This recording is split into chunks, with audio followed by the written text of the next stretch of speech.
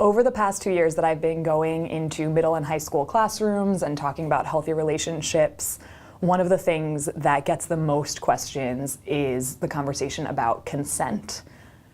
People desperately want to know what it is and how to do it and how to do it right. And we hear a lot of different explanations for what it actually is. One of the things that I hear most often is consent defined as permission. And that's not untrue, but it's just not the full story. Because when we talk about consent as permission, that sounds really one-sided, and that's not a great model for any kind of sexual activity or anything within a relationship.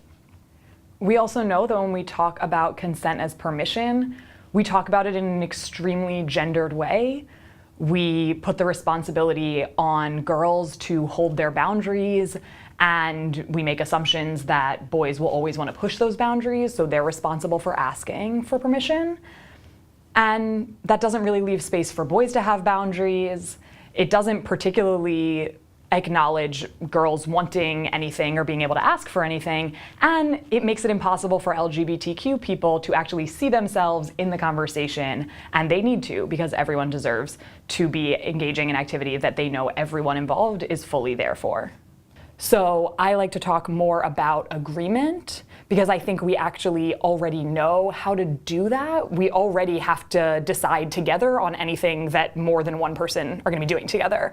We're really good at it until it comes to dealing with sex, and that's when people get really uncomfortable because there's so many taboos around talking about that.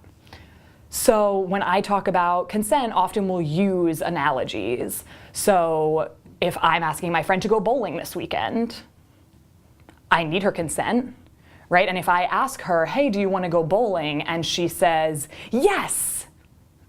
Is that consent? Yeah, right? Most people know that that is consent. She sounds really excited too, which is awesome. But if she says, yes, looks dejected, isn't enthusiastic about it, that still kind of sounds like it could be called permission, but I would want to check in with her, because if I care about her and I want us to both have a good time bowling, that's not going to be good enough for me. And so when we talk about consent, we're talking about enthusiastic consent, which also means it has to be sober consent. You know, we hear a lot about how if anyone involved is under the influence, right, sexual activity shouldn't be happening. Legally, someone can't consent while they're under the influence, and that is 100% true. And I'm not just talking about legality, right? When I talk about consent, I'm actually talking about how we respect each other and do things in a way that's best for everyone.